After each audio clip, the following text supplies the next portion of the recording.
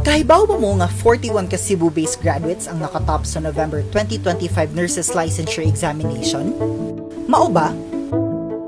Maka-inspire ug maka-proud yung kini nga balita diri sa Sugbo.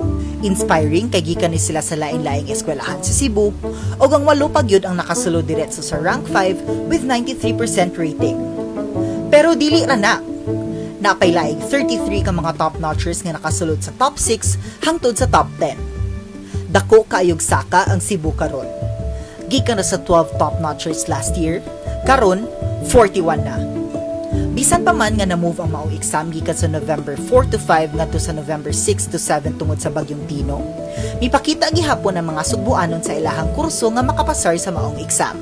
Human sa 20 ka adlaw, girelease na dayon ang maong mga resulta.